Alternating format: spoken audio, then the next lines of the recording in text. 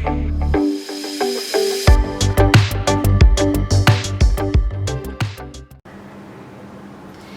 everyone, my name is Kanchan and I welcome you back in today's English class. जैसा आप जानते हैं हमेशा की तरह मैं आज भी आपके लिए लेके आई हूँ 5 इंग्लिश के वर्ड्स जो आपके कॉम्पिटिटिव एग्जाम्स में आ सकते हैं और जिनको मैं लर्न कराऊंगी अपनी ट्रिक के साथ। तो चलिए स्टार्ट करते हैं। सो आज का फर्स्ट वर्ड है फ्लस्टर। यस, फ्लस्टर का मीनिंग होता है टू मेक समवन एजिटेटेड और कंफ्यूज्ड, और जिसे हम हिंदी में कह सकते हैं व्याकुल कर देना या कंफ्यूज कर देना। सिनोनिम की अगर हम बात करें तो आप देख सकते हैं agitated, ruffle and upset, they are synonym of this word. Antonym देखिए, काम, ट्रैंक्विल एंड सेरीन। ये सारे वर्ड्स जो एंटोनिम है यूज होते हैं काम के लिए या पीस के लिए। ओके, चलिए जल्दी से इसके सेंटेंस में नजर डालते हैं। तो सेंटेंस आप देख सकते हैं, तो सेंटेंस है as a teacher one should get flustered while dealing with students, यानी कि एक अच्छे टीचर की निशानी ये है कि आप कभी भी बच्चे को देख के या बच्चे से डील करते वक्त कभी भी एजिटेट ना हो या फ्लस्टर ना हो। चलिए बात करते हैं इसको लर्न करने की ट्रिक की। तो ट्रिक देख लीजिए, फ्लस्टर होना फ्रस्ट्रेट कर देता है। जी बिल्कुल, जब हम कहते हैं फ्लस्टर यानी कि जब हम कंफ्यूज हो जाते हैं तो अक्सर देखा गया है कि हम फ्रस्ट्रेट हो जाते हैं। ठीक है, तो इस तरह से आप इस वर्ड को रिलेट कर सकते हैं फ्रस्ट्रेट के साथ, fluster and frustrate. Okay, fluster हो जाते हैं, फ्लस्टर होना हमें फ्रस्ट्रेट कर देता है। चलिए स्टूडेंट्स बढ़ते हैं हमारे नेक्स्ट वर्ड की तरफ, और हमारा नेक्स्ट वर्ड है malfeasance. Yes, pronunciation is equally important. तो जिस तरह से मैं प्रोनाउंस कर रही हूँ उस तरह से आप भी कीजिएगा, मेलफिजेंस। सो मेलफिजेंस का मतलब होता है रॉन्ग डूइंग, यानी कि दुराचार करना। ओके, सिनोनिम हम देख लेते हैं इस वर्ड के। So synonym will be misconduct and mistreatment. चलिए एंटोनिम क्या होंगे? एंटोनिम ऑब्वियसली वो वर्ड्स होंगे जिसमें आप गुड मैनर शो कर रहे हैं, अच्छा विचार, अच्छा आचार शो कर रहे हैं, तो वो कहलाएगा इसका एंटोनिम। तो देख लीजिए, obedience, behaviour and manners, they are their antonym. Okay, चलिए बात करते हैं इसके एंटोनिम्स की। सो ओबीडियंस, बिहेवियर, मैनर्स, ये इसके एंटोनिम है। चलिए अब सेंटेंस देख लेते हैं।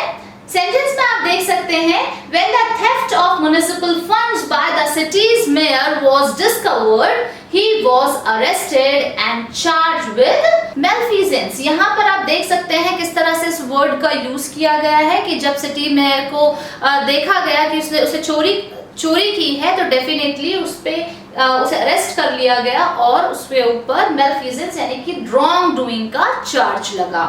चलिए इसे लर्न करने की ट्रिक देख लेते हैं। तो यहाँ पर कोई मैं निमोनिक नहीं दे रही हूँ, यहाँ पर आप रूट वर्ड से याद करेंगे, एक root word, root based trick. यहाँ पर ये जो वर्ड लिया गया है मैल, जिसमें लैटिन वर्ड में इसका मीनिंग होता है समथिंग बैड। ओके, जैसे मैल न्यूट्रिशन आपने सुना होगा, ठीक है, उसी तरह से इस वर्ड को भी आप लर्न कर सकते हैं। तो जिस वर्ड के आगे MAL मैल रख गया, इट मीन्स वो बैड की तरफ इंडिकेट कर रहा है, नेगेटिव की तरफ इंडिकेट कर रहा है।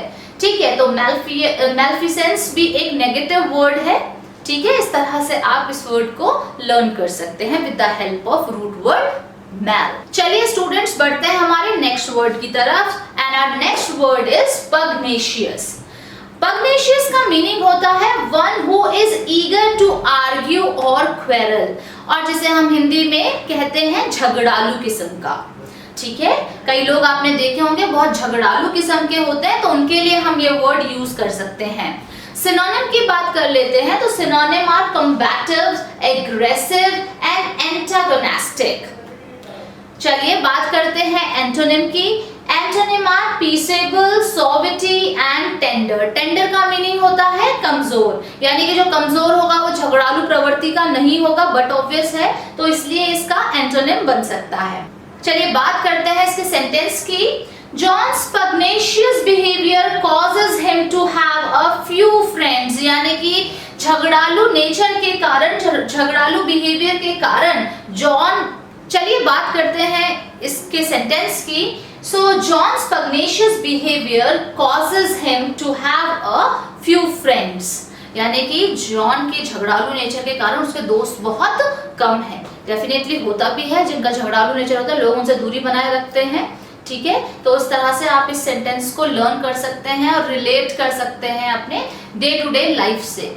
ओके, ट्रिक देख लेते हैं। अब देखिए इसी वर्ड में छुपा हुआ है, निमोनिक बेस्ड ट्रिक है, इसी वर्ड में छुपा हुआ है वर्ड पग। पग क्या होता है? जी हाँ, ये एक स्पीशीज है डॉग की।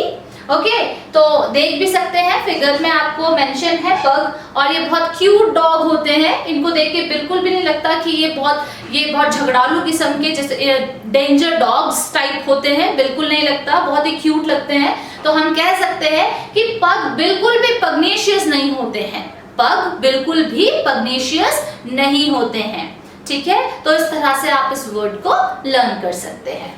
चलिए स्टूडेंट्स मूव करते हैं नेक्स्ट वर्ड की तरफ, एंड नेक्स्ट वर्ड है हमारा रिक्यूपरेट।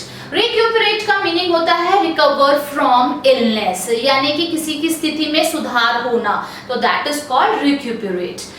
सिनोनिम की बात कर लेते हैं, remedy, convalescence, improve, these are its synonym.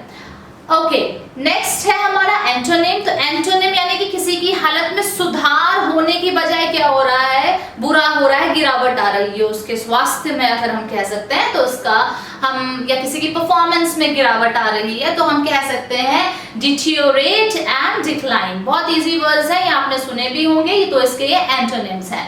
चलिए सेंटेंस में इसको यूज करने की बात करते हैं। Hopefully, Mona will recuperate quickly and be able to leave the hospital soon. तो यहाँ जैसे बात की जा रही है कि मोना बीमार है और उसकी स्थिति में क्या हो रहा है? सुधार हो रहा है, और ऐसा लग रहा है कि बहुत जल्दी ही वो हॉस्पिटल से क्या हो जाएगी? लीव करेगी। यस, चलिए बात करते हैं इसको लर्न करने की ट्रिक की। तो री मतलब दोबारा, यस, ये आपने सुना भी होगा, रीराइट करना यानी कि दोबारा लिखना, रीगेन कर लेना यानी दोबारा मिल जाना। ओके, तो इसी तरह से री वर्ड का यूज होता है अगेन। यस, सो री कप ऑफ चाय रिक्यूपरेट कर देती है। तो आपने देखा होगा जो चाय के बहुत एडिक्टेड होते हैं, अगर उनको चाय दी जाए तो वो बहुत एनर्जाइज फील करते हैं, और अगर उन्हें 2 कप चाय मिल जाए यानी कि दोबारा चाय मिल जाए तो definitely they feel more energetic. So यहाँ पर आप बोल सकते हैं री कप ऑफ चाय रिक्यूपरेट कर देती है, यानी कि सुधार कर देती है किसी चीज में। ओके, तो इस तरह से आप इस वर्ड को लर्न कर सकते हैं। चलिए moving on to next word, and that is satiate. Satiate का मीनिंग होता है सेटिस्फाई टू द फुल, यानी कि पूरी तरह से संतुष्ट हो जाना।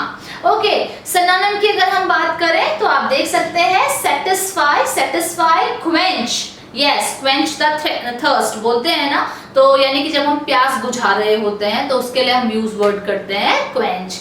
Okay, stuff and slake, these are its synonym. Okay, antonym देख लेते हैं, किसी चीज से संतुष्ट होना, और इसका ऑपोजिट क्या हो जाएगा? किसी चीज की कमी होना। ओके, तो डिप्राइव एंड स्टार्व, ये इसके क्या है? एंटोनिम्स हैं। चलिए बात करते हैं इसके सेंटेंस की। तो आप देख सकते हैं she eats a small bowl of ice cream every afternoon to satiate her craving for something sweet. तो ये क्रेविंग मेरे ख्याल से सभी को होती होगी, जब आप खाने के बाद आप मीठे खाने की आपको क्रेविंग होती है, तो आपको जब आइसक्रीम मिल जाए या अगर मीठा मिल जाए तो डेफिनेटली वो चीज आपकी फुलफिल हो जाती है और आप सैटिएट हो जाते हैं। ओके, सो ट्रिक देख लेते हैं इसको लर्न करने की। सैटिएट आप इसे इजी है, इसे रिलेट कर सकते हैं सेटिस्फाई से, और सेटिस्फाई ये बहुत कॉमन टर्म है, ठीक है, आपने सुना भी होगा। तो सैटिएट को आप डायरेक्टली लिंक कर सकते हैं सेटिस्फाई से। If someone is satisfied it means he is satiate. So I hope आज के ये 5 वर्ड्स आपको समझ आए होंगे, आप इन्हें मेरी ट्रिक के साथ लर्न करेंगे, और अगर ये आपके कॉम्पिटिटिव एग्जाम से पूछे जाए तो आप इन्हें करेक्ट मार्क करके आएंगे। Thank you.